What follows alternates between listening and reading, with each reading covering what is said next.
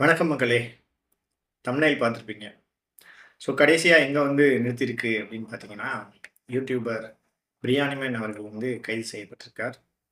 ஆ இது முன்னாடியே தெரிஞ்ச விஷயம் தான். ஏன்னா ஒரு லைவ்ல சூசைட் அட்டெம்ப்ட் ட்ரை பண்ணும்போது, கண்டிப்பா அவர் மீது வழக்கு தொடுக்கப்படும் அப்படின்றது தெரிஞ்ச ஒரு விஷயம் தான். இது ஒரு சாதாரண ஒரு விஷயம். இத வந்து சாதாரணமா வந்து ஒருத்தர் ட்ரோல் பண்ண ஆரம்பிச்சு, இன்னைக்கு அரெஸ்ட் வரைக்கும் கொண்டு போய் விட்டுருக்கு அப்படிங்கும்போது, இது என்ன மாதிரியான ஆ ஒரு விஷயமா எடுத்துக்கிறது அப்படின்னு தெரியல. இது சம்மந்தமான வீடியோஸ் போடுவோமா, வேணாமா அப்படின்னு யோசிச்சுட்டே இருந்தேன். இருந்தாலும் நம்மளுடைய கருத்தையும் நம்ம பதிய வைக்கணும் இல்லையா? இப்போ தம்ப்நெயில்ல ஐ சப்போர்ட் பிரியாணி மேன் அப்படின்னு போட்டிருக்கேன். அதுக்காக வந்து நான் பிரியாணி மேன் செஞ்ச எல்லா விஷயங்களையும் நான் சப்போர்ட் பண்ணல. பர்ட்டிகுலரா அவர் அந்த லைவ்ல வந்து அந்த சூசைடல் அட்டெம்ப்ட் பண்ணது வந்து, அதை என்னால ஏத்துக்கவே முடியாத ஒரு விஷயம். ஏன்னா, ஒரு யூடியூப்குள்ளவோ அல்லது ஒரு சோசியல் மீடியாக்குள்ளவோ நீங்க என்டர் ஆகிட்டீங்க. உங்க உங்க பின்னாடி பல லட்சக்கணக்கான ஃபாலோவர்ஸ் இருக்காங்கன்ற பட்சத்தில, அவங்க எல்லாருக்கும் நீங்க ஒரு ரோல் மாடலான ஒரு லைஃப்ப தான் நீங்க வாழணுமே தவிர்த்து, அவங்க முன்னாடி இந்த மாரி சூசைடல் அட்டெம்ப்ட் ட்ரை பண்றது வந்து ஏத்துக்கவே முடியாத ஒரு விஷயம். இது வந்து ஒரு நெகட்டிவ் இம்பாக்ட்ட வந்து உங்களுடைய ஃபாலோவர்ஸ் மத்தியில உண்டாக்கும். நாளைக்கு அவங்களுடைய லைஃப்லயும் இது மாதிரியான ஒரு ஹேட் ஸ்பீச்ச சந்திக்கும்போதோ, அல்லது வந்து இது மாதிரியான அ ஒரு பிரச்சனைகள சந்திக்கும்போது, அவங்களும் இது மாதிரியான நெகட்டிவ் தாட்குள்ள போகக்கூடும். அதனால தான் சூசைட் வந்து அ பண்றது மிகப்பெரிய அஃபென்ஸா வந்து நம்ம சட்டம் இயற்றி வச்சிருக்கோம். நம்ம சூசைட் பண்ணும்போது அது மத்தவங்களுக்கும் ஒரு பேட் இன்ஸ்பிரேஷன் வந்து உண்டாக்குது அப்படிங்கிறதுக்காக தான். ஸோ இந்த வீடியோ நான் முழுக்க முழுக்க அதுக்காக தான் நான் மேக் பண்றேன். இது மாதிரியான சண்டைகள் அடிக்கடி நடந்திருக்கு. இதுக்கு முன்னாடி mister GK versus Mannar Mannan, அதே மாரி A two D versus Tamil tech இந்த மாரி நெறைய யூடியூபர்ஸ்குள்ள இது மாரியான சண்டைகள் நடந்திருக்கு. மாத்தி மாத்தி ட்ரோல் பண்ணியிருக்காங்க. மாத்தி மாத்தி வீடியோ வெளியிட்டிருக்காங்க.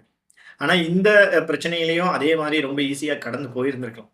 என்னதான் வந்து ட்ரோல் பண்ணி வீடியோ வெளியிட்டிருந்தாலும், அடுத்த ஒர்க்க பார்க்க போயிருக்கலாம். ஆனா அத இவ்வளவு சீரியஸா எடுத்துட்டு, இவ்வளவு பெரிய இம்பாக்ட் உருவாகும் அப்படின்றது நெனச்சு பார்க்கல. இது வந்து இந்த யூடியூப் கம்யூனிட்டிக்கு நல்லதில்ல அப்படின்னு நான் நெனைக்கிறேன். ஏன் நல்லதில்ல அப்படின்னா, ஆல்ரெடி கவர்ன்மென்ட் சைடு வந்து இதுக்கு சில ரெகுலேஷன்ஸ் கொண்டு வரணும். எல்லாரும் பேச்சுரிமைன்ற பேர்ல நெறையா வந்து அஃபென்சிவான விஷயங்கள பேசுறாங்க.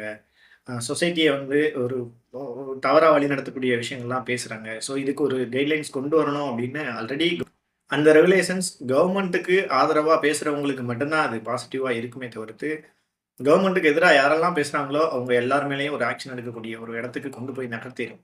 அதாவது ஒரு எதிர்க்கட்சிகளோ அல்லது அந்த கவர்ன்மென்ட்க்கு எதிரான மனநிலை உள்ள கருத்துக்களை தெரிவிக்க விரும்பினாலோ, அல்லது அந்த கவர்ன்மென்ட்ட வந்து விமர்சனம் பண்ணாலோ, உடனே அவங்க மேல ஆக்ஷன் எடுக்கக்கூடிய இடத்துக்கு கொண்டு வந்து நிறுத்திரும். ஸோ அததான் நம்ம வந்து பயந்த ஒரு விஷயமே இதுதான்.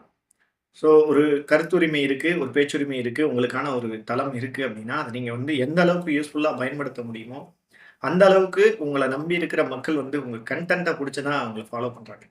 நீங்க குடுக்குற கன்டென்ட் அவங்களுக்கு புடிச்சதுனால மட்டும் தான் உங்களோட ஃபாலோவர்ஸாவே இருக்காங்களே தவிர்த்து, உங்க மேல உள்ள தனிப்பட்ட ஒரு இதுனால கிடையாது.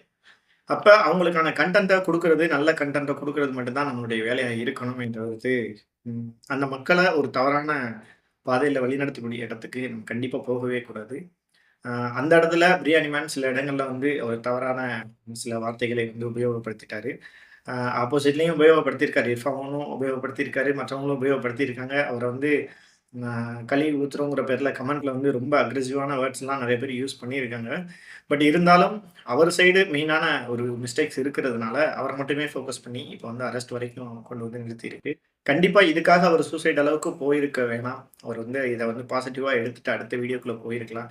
ஏன்னா சோசியல் மீடியாக்குள்ள என்டர் ஆனாலே அ தெரிஞ்சு தான் என்டர் ஆகணும். இங்க வந்து ஹேட் ஸ்பீச்சஸ் வரதான் செய்யும். நம்மளுடைய கருத்துக்கு எதிர்கருத்து பேச தான் செய்வாங்க. அவங்களுடைய கருத்துக்களுக்கு நம்ம மதிப்பளிக்கணும். அதுல ஏதாவது வேல்யூபிள் பாயிண்ட்ஸ் இருந்தா நம்ம அத எடுத்துக்கணும். நம்மள மாத்திக்கணும். நேத்து வந்து மதன் கௌரி அ அவருடைய வீடியோலாம் பார்த்திருந்தேன். ஸோ அவரு இந்த மெசேஜ தான் சொல்லியிருந்தாரு. ஸோ நான் அதான் நானும் சொல்லணும் அப்படின்னு நான் நெனச்சுட்டு இருந்தேன். இங்க வந்து நம்ம ஒரு லேர்னரா தான் உள்ள வரணுமே தவிர்த்து, நம்ம எல்லாம் தெரிஞ்சவங்களா உள்ள வந்தோம்னா, இந்த சோசியல் மீடியால இருந்து நம்ம சீக்கிரமா ஓரங்கட்டப்பட்டுருவோம். நம்ம ஒவ்வொரு நாளும் ஒரு கன்டென்ட் போடுறோம்னா, அந்த கன்டென்ட் கீழ நமக்கு தெரியாத விஷயங்கள கூட சிலர் வந்து ஷேர் பண்ணிக்கலாம். நமக்கு வந்து சொல்லி அத நமக்கு புரிய வைக்க ட்ரை பண்ணலாம். ஸோ அப்படி சொல்லும்போது நம்ம அத முடிஞ்ச வரைக்கும் அது நமக்கு யூஸ்ஃபுல்லா இருக்கிற பட்சத்தில அத நம்ம அக்செப்ட் பண்ணிட்டு போகணும். நம்மள வந்து அத லேர்ன் பண்ணிட்டு நம்மள மாத்திக்கணுமே தவிர்த்து, எனக்கு யாருமே அட்வைஸ் பண்ணக்கூடாது அப்படின்ற இடத்துல இருந்தோம்னா, கண்டிப்பா இதில வந்து சஸ்டெயின் பண்ண முடியாது அப்படின்னு நான் நினைக்கிறேன். ஸோ இந்த விஷயத்தில இவ்வளவு ஒரு கான்ட்ரோவர்ஷியலா போயிருக்க வேணாம். இன்னைக்கு வந்து எல்லா மெயின் நியூஸ் சேனல்ஸ் வரைக்கும் போய் எல்லாரும் ஒரு பெரிய டாபிக்கா இத பேசுற அளவுக்கு இத கொண்டு போயிருக்க வேணாம். பிரியாணி மேன் மேல இவ்வளோ ஒரு நெகட்டிவான ஒரு இம்பாக்ட் உருவாகியிருக்க அவர் வந்து அனுமதிச்சிருக்க கூடாது. அத வந்து அவர் கொஞ்சம் பாசிட்டிவா, கொஞ்சம் லிபரலா எடுத்துட்டு போயிருந்துருக்கலாம். பட் இந்த அளவு போயிருச்சு. நான் அவருக்கு தான் சப்போர்ட் பண்ணுவேன். ஏன் அப்டின்னா, இவ்வளோ நாள் அவர் குடுத்த அந்த கன்டென்ட் புடிச்சதுனால மட்டும் தான் இவ்வளோ பேர் அவர ஃபாலோ பண்ணியிருக்காங்க. சில பேர் சொல்ற மாரி அவர ட்ரோல் பண்றதுனால அவர ஃபாலோ பண்றாங்க அப்டின்னு கிடையாது. ம். அவர் கன்டென்ட் கொஞ்சம் நல்லாருக்கும். சொசைட்டில நடக்கக்கூடிய எதார்த்தமான விஷயங்கள அவர் வந்து ட்ரோல் பண்ணுவாரு. ஸோ அதுதான் வந்து நெறைய பேருக்கு அவர் மேல ஒரு ஈர்ப்ப உண்டாக்குது. அந்த கன்டென்ட் மேல ஒரு ஈர்ப்ப உண்டாக்குது. ஸோ அந்த விஷயத்துல அவருக்கு நான் சப்போர்ட் பண்றேன். சில வார்த்தைகள் அவர் வந்து பேச தெரியாம பல வீடியோக்கள்ல வந்து எனக்கும் எதிர்கருத்துக்கள் இருந்திருக்கு. முரண்பட்டிருக்கேன். அ நான் கமெண்ட்ல கூட அத தெரிவிச்சிருக்கேன். அந்த மாதிரி அவருக்கு ஒரு மனுஷன் வந்து குடுக்குற எல்லா கன்டென்ட்டுமே பெர்ஃபெக்ட்டா இருக்கும் அப்படின்னு நம்மளால எதிர்பார்க்க முடியாது. ஸோ அவருக்குமே சறுக்க தான் செய்யும். ஸோ அவருமே நெறைய இடங்கள்ல சில தவறான ட்ரோலும் பண்ணியிருக்காரு. பட் இருந்தாலும் அவருடைய உரிமைய வந்து அவருடைய அந்த பேச்சுரிமைய, கருத்துரிமைய நம்ம மதிக்க வேண்டிய இடத்துல இருக்கிறோம். அ நம்ம வந்து இது வந்து ஒரு கம்யூனிட்டி. இங்க இருக்கிற யூடியூப வந்து கன்சியூம் பண்ற நம்ம எல்லாருமே ஒரு கம்யூனிட்டி. இந்த கம்யூனிட்டிக்குள்ள ஒரு சின்ன சின்ன பிரச்சனைகள் வந்தாலும் இத நம்ம பேசி தீர்த்துக்கணும். குறிப்பா கிரியேட்டர்ஸ் வந்து உங்களுக்குள்ள பர்சனலா பேசி தீர்த்துக்கணுமே தவிர்த்து, இத வந்து அதே கம்யூனிட்டில அதே எல்லாருக்கும் முன்னாடியே நீங்க அடிக்கும்போது, அது குரூப்பிசம் தான் கிரியேட் பண்ணுமே தவிர்த்து, அந்த பிரச்சனைக்கு ஒரு சொல்யூஷன நோக்கி கொண்டு போகாது. ஸோ, அதனால கூடுமான வரைக்கும் இன்கேஸ் யூடியூபர்ஸ்க்கு இடையில ஏதாவது ஒரு கருத்து வேறுபாடுகள் உருவாகுதுன்னா, நீங்க தனிப்பட்ட விதத்தில நீங்க பேசி சால்வ் பண்ணுங்க. அத பப்ளிக்கா கொண்டு வந்தீங்கன்னா, இது எந்த மாதிரியான ஒரு நெகட்டிவ் இம்பாக்ட்ட ஏற்படுத்தி ஒருத்தர சூசைட் அளவுக்கு கொண்டு போகும் அப்படிங்கிறத கொஞ்சம் தெரிஞ்சுக்கிட்டு, ரெஸ்பான்சிபிளா அ நீங்க வந்து கன்டென்ட் மேக் பண்ணா நல்லாருக்கும் அப்படின்னு நான் நெனைக்கிறேன். அதுதான் அந்த யூடியூப் கம்யூனிட்டிக்கும் நல்லது. புதுசா ஒருத்தவங்க யூடியூப்ல என்டர் ஆகுறாங்கன்னா, அவங்களுக்கு இது இப்படிப்பட்ட விஷயங்கள் தான் ஒரு தன்னம்பிக்கைய உருவாக்கும். இப்போ உதாரணத்துக்கு என்னையெல்லாம் எடுத்துட்டீங்கன்னா, நான் இப்ப தான் புதுசா கடைய திறந்திருக்கேன். நான் கடைய தொறந்தோனயே கவர்மெண்ட் வந்து இதுக்கு ஒரு ரெகுலேஷன்ஸ் கொண்டு வந்து இப்படிலாம் பேசக்கூடாது அப்படின்னு சொன்னா, நான் பலவிதமான விஷயங்கள வந்து பேசலாம், ஒரு கன்டென்ட்டா உருவாக்கலாம் அப்படின்னு நெனச்சுட்டு நான் இதுக்குள்ள என்டர் ஆகியிருக்கலாம். அதுக்குள்ளேயே ஒரு ரெகுலேஷன்ஸ் உண்டானா கொண்டு வந்தா எப்படி இருக்கும்? ஸோ இது வந்து புதுசா இதுக்குள்ள என்டர் ஆகியிருக்கவங்களுக்கும், ஆல்ரெடி இதுல வந்து செயல்பட்டுட்டு இருக்கவங்களுக்கும் இது ஒரு பெரிய நெகட்டிவா போயிரும். அதனால ஆல்ரெடி வளர்ந்த யூடியூபர்ஸ் கொஞ்சமாவது நீங்க சோசியல் ரெஸ்பான்சிபிலிட்டீஸோட உங்களுக்குள்ள எந்த விதமான கருத்து வேறுபாடுகள் வந்தாலும், அத நீங்க பெர்சனலா பேசி தீர்த்துக்கணுமே தவிர்த்து, அதே சோசியல் மீடியால இத பத்தி நீங்க விவாதிக்காதீங்க, ட்ரோல் பண்ணாதீங்க. அதே மாதிரி ஃபாலோவர்ஸா இருக்க நம்மளும் கொஞ்சமாவது ரெஸ்பான்சிபிளா கமெண்ட் பண்ணுங்க. இந்த மாரி ரொம்ப கேவலமா அல்லது ஆபாசமான வார்த்தைகளையோ, அல்லது இழிவான வார்த்தைகளையோ யூஸ் பண்றத தவிர்த்துருங்க. ஒருத்தர் வந்து தற்குறி, நீ வாழ தகுதி இல்லாதவன் அப்படின்ற அளவுக்கு சொல்றதுக்கு நமக்கு அந்த ரைட்ஸ் கிடையாது. எந்த ஒரு மனுஷனையுமே, நீ வாழ தகுதி இல்லாதவன் அப்படின்னு சொல்றதுக்கு நமக்கு எந்த விதமான ரைட்ஸும் கிடையாது. நம்ம வாழறதுக்கு தகுதி உள்ளவங்களா இல்லையா அப்படின்றத நம்ம சுய பரிசோதனை பண்ணி பார்த்தா தான் நமக்கு தெரியும். சரியா? நம்மளோட சுத்தி இருக்கவங்களுக்கு தான் தெரியும். நம்ம வாழ தகுதி இருக்குமா? இருக்கா? இல்லையா? அப்படின்றது. அதனால கமெண்ட் வந்து முகம் தெரியாது. அதனால என்ன வேணாலும் கமெண்ட் பண்ணலாம் அப்படின்ற லெவலுக்கு நீங்க போகாதீங்க.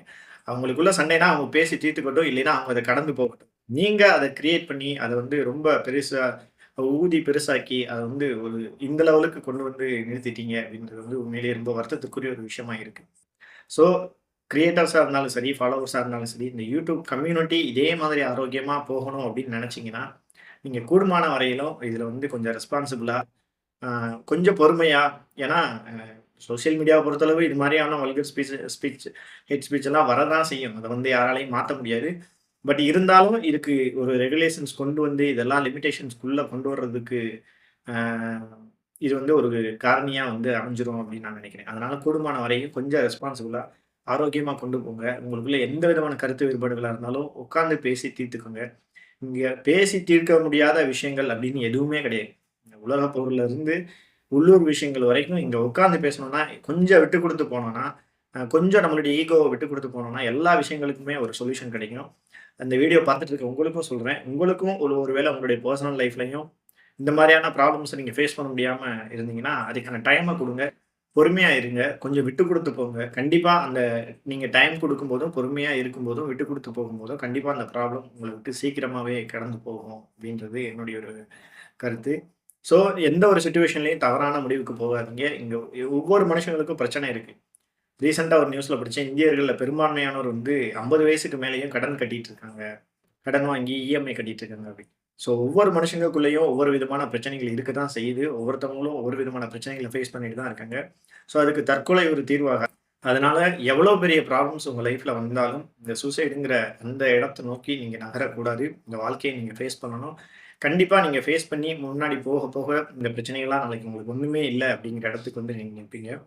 ஸோ, அதனால சூசைட் பண்ணணும் அப்படிங்கிற எண்ணம் இத பார்த்துட்டு இருக்கிற யாருக்குமே எந்த ஒரு சிச்சுவேஷனுமே வரக்கூடாது. அதே மாரி சோசியல் மீடியாலயும் கொஞ்சம் ரெஸ்பான்சிபிளா நீங்க வந்து செயல்படுங்க. கிரியேட்டர்ஸா இருந்தாலும் சரி, ஃபாலோவர்ஸா இருந்தாலும் சரி, கொஞ்சம் ரெஸ்பான்சிபிளா நடந்துக்கங்க. ஏன்னா, அந்த கம்யூனிட்டிய கொஞ்சம் ஹெல்தி கம்யூனிட்டியா நம்ம தான் வந்து வச்சுக்கணும். இத வந்து நீங்க கவர்ன்மென்ட் ரெகுலேஷன்ஸ் கொண்டு வந்தாங்கன்னா, இந்த அளவுக்கான ஒரு ஃப்ரீ ஸ்பீச் இருக்காது. அது மட்டும் இல்லாம இந்த யூடியூப் மானிட்டைசேஷன் இருக்கு இல்லையா? ஸோ யூடியூப்ல வந்து சும்மா வீடியோ போடுறவங்க இவ்வளவு சம்பாதிக்கிறாங்களா? அப்படிங்கிற அந்த ஒரு விஷயம் வந்து எல்லாருக்குள்ளயும் இருக்கு. அந்த ஒரு எண்ணங்கள் வந்து எல்லாருக்குள்ளயும் இருக்கு. என்னடா ஒரு மெயின் ஸ்ட்ரீம் மீடியால ஒரு நியூஸ் சேனல் வச்சிருக்கோம். நம்மளால கூட இவ்வளவு ஃபேம் ஆக முடியல, இவ்வளவு வைரல் பண்ண முடியல. ஆனா ஒரு யூடியூபர்ஸ் பேசக்கூடிய கன்டென்ட் இவ்வளவு தூரம் வைரல் ஆகுதே! அப்படிங்கிற அந்த அந்த ஒரு பொறாமைன்னே வச்சுக்கோங்களேன். அந்த மாரியான விஷயங்கள் எல்லாருக்குள்ளயும் இருக்கு. ஒரு யூடியூபரா இருந்துட்டு இவ்வளவு சம்பாதிக்கிறாங்க அப்படின்ற இதெல்லாம் இருக்கு. ஸோ இதெல்லாம் கூடுமான வரையில அவங்க வந்து கண்ட்ரோல் பண்ணவும், ரெஸ்ட்ரிக்ட் பண்ணவும் தான் பார்ப்பாங்க. ஸோ அப்படி நடக்கக்கூடாது அப்படின்னா, நீங்க கிடைச்சிருக்கக்கூடிய இந்த வாய்ப்ப வந்து நீங்க சரியா பயன்படுத்தணும். அப்படி சரியா பயன்படுத்தாத பட்சத்தில, இப்ப இருக்கக்கூடிய இந்த வாய்ப்புகள் அனைத்தும் பறிக்கப்படும்.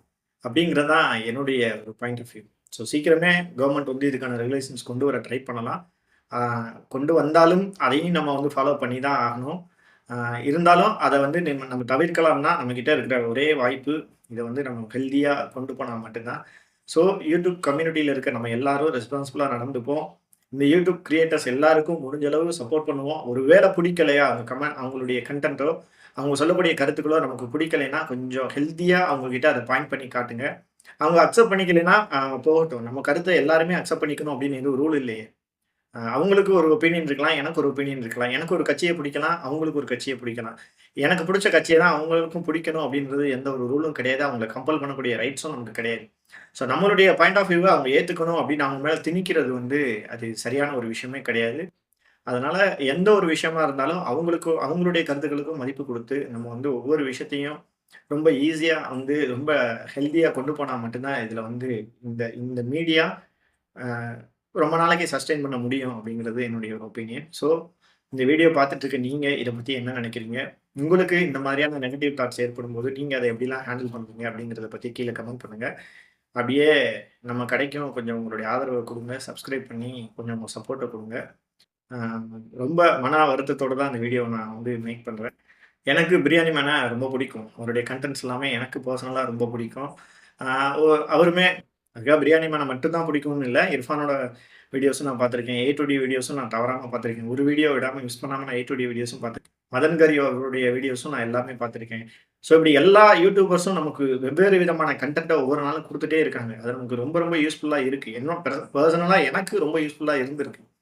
ஸோ, அதனால பெர்சனலா எனக்கும் பிரியாணி மேனா ரொம்ப பிடிக்கும். பட் இந்த அளவுக்கு அவருக்கு ஒரு நிலைமை வந்ததுக்கு வந்து உண்மையிலேயே மன வருத்தமா இருக்கு. ஸோ, ஒரு மன வருத்தத்தோடு இந்த வீடியோவ நான் பதிவு பண்றேன்.